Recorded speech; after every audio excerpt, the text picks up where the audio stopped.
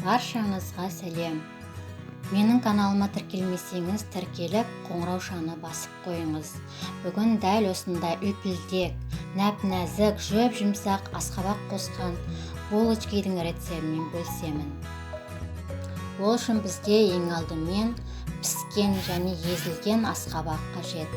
Оны ұнға салып араластыратын боламын.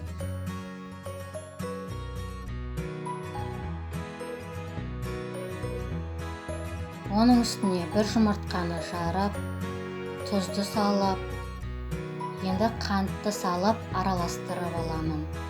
Және де оның үстіне сұйық майды қойып, тағы да бір араластырып аламын.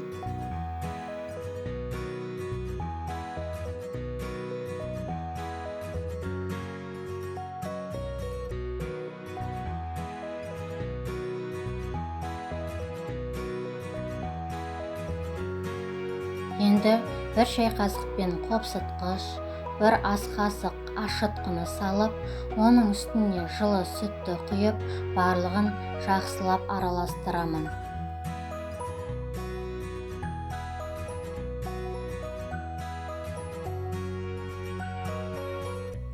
Барлығы жақсылап араласқаннан кейін қолдың көмегімен жүп-жұмсақ қамыр илейтін боламын.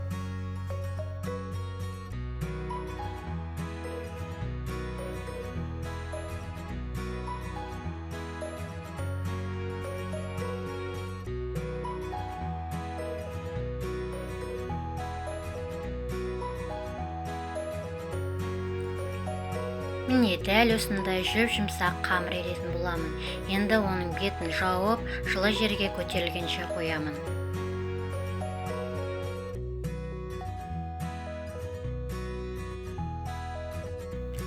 Көтерілген қамырды екіге бөліп жұмыс жасайтын боламын. Яғни жартысын бөлшектерге бөліп булочкилер жасаймын. Содан кейін қалған жартысынан булочкилер жасаймын.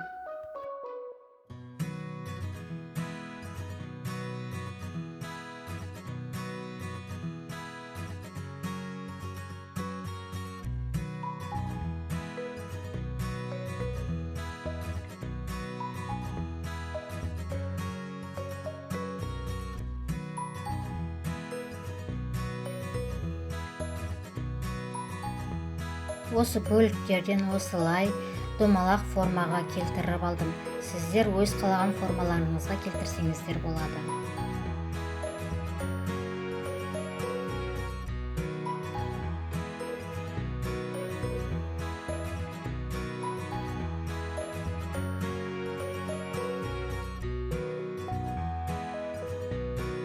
Барлық қамыр домалақ формаға келтіргеннен кейін пісіретін табаға салып, көтерілгенше 20 минуттай бетін жауып қоямын.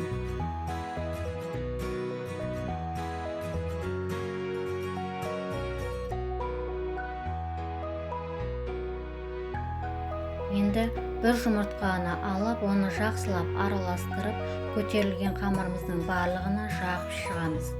Және қызып тұрған пеште 35 минутта пісіріп аламыз.